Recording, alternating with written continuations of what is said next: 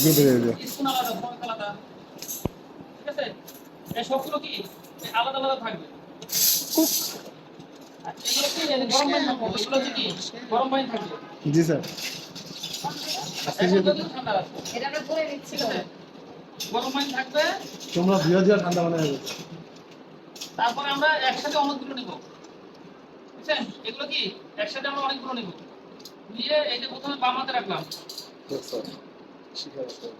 ঠিক আছে? জি স্যার। এখন এইখান থেকে আমি একটা একটা কেমন একটা একটা যখন আপনারা কাজ করবে একসাথে অনেকে কাজ করবে, দেখেন এখানে খালি ধাম ধাম খালি শব্দ হবে। হ্যাঁ, এই যে এখান থেকে স্যার এগুলো তো করে খাবে। এখন তখন আমরা কাজ করবেন এখানে শুধু এরকম খালি শব্দ হবে, দেখবেন একসাথে অনেকেই কাজ করবে দেখেন খালি শুধু শব্দ হবে। স্যার বুঝতে লাগছে।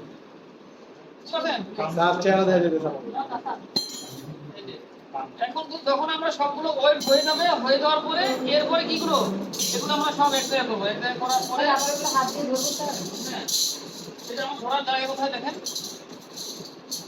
ধরে কেন আমার হাত তো পরিষ্কার, এখন তুমি হাইজিন করাই আছে, আমি হাত সাবান দিয়ে ধুয়ে আসছি, প্লাস আমি এখন মিজান ক্লাস করতেছি, আমার হাত পরিষ্কারই আছে, সবে এগুলো হয়ে গেল। হ্যাঁ, এরপর দেখেন আমি এই যে নাইফ গুলো দিচ্ছি। যখন আপনি নাইফ নিবেন, কিছু নাইফ নিলেন, কিছু ফর্ক নিলেন, কিছু স্পুন নিলেন, তখন না তখন মিক্স হয়ে যাবে। তখন আপনি কি ওই আপনার হাতে কাটাই লাগবে, নাইফ হাতে কেটে যেতে পারে। বুঝতে পারছেন? তিনটা করে নিলে দেখেন তখন তো আমরা ব্যালেন্স থাকবে না, তখন কি এই কাটাগুলো কি আপনার হাতে নিতে পারে, পরে আবার সবার সমস্যা হতে পারে। এই জন্য সব যত রকমের স্পুন আছে, মেইন স্পুন আলাদা, এপ্রিজন স্পুন আলাদা, ফর্ক আলাদা, সবগুলো আলাদা আলাদা থাকে। যখন আমি পরিষ্কার করবো দেখেন আবার একই সিস্টেমে। ঠিক আছে? বলো পানি লাগবে।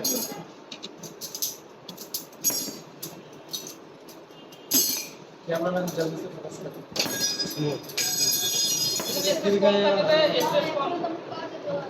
স্পেস কম থাকাতে তখন আপনি তখন অনেক স্পেস থাকবে। এটা স্পেসের সরে গেছে।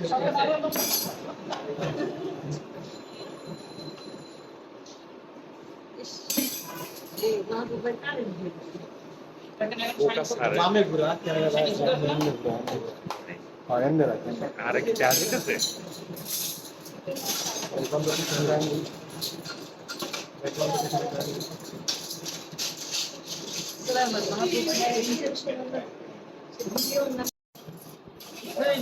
আমি আবার যখন ফর্ক করবো, যে সবগুলো ফর্ক কি আবার কিছু কিছু ফর্ক আমি একসাথে নেব।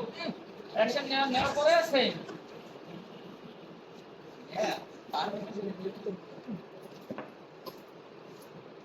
দেখেন একটা স্পুন, একটা ফর্ক, একটা নাইফ যদি আমরা আলাদা আলাদা নিতাম তাহলে কি হতো, হাতের মানে আবার নতুন করে শর্ট আউট করতে হতো। ঠিক আছে না? জি স্যার।